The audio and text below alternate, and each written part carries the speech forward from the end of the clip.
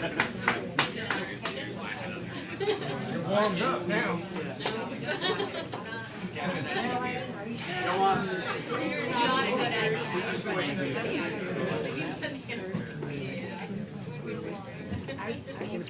Katie? I'm gonna try to blow your minds with this one. All right. I think I like this. He's good.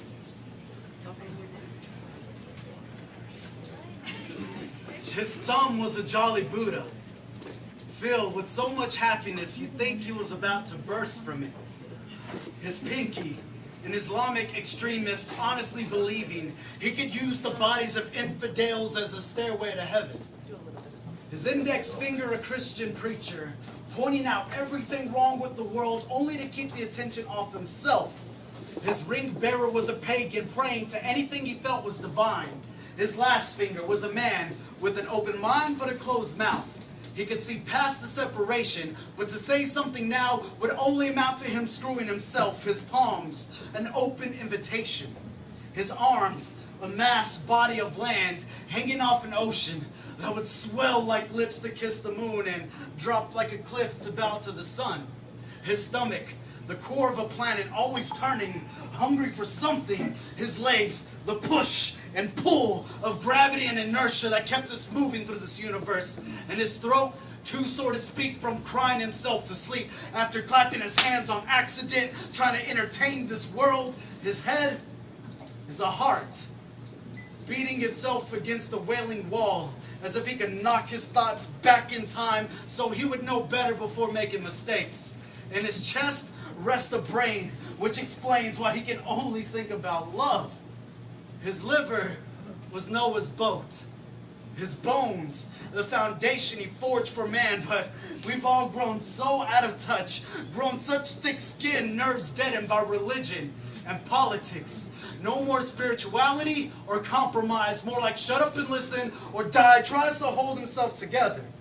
The people living off the land and the water stake their claim, but wanting all of it, so they leave their marks. Fingernails across his biceps, factory runoff and wastelands in the wake. There's lead poison in the soil under the swing set, just like JB said, drilling into the ocean. Oil leaks leave bruises on his chest, and he starts to question whose image he was made in, since he bleeds like a machine, and he coughs from blackened lungs, and he can't catch his breath. Ask Katie if they've ever felt the Messiah shaking as his lungs continue to explode and collapse as the water spills over onto Pakistan, the Philippines, and Japan, and watering the land only grows death, and war is blooming over Iran, and he wonders who will call for peace.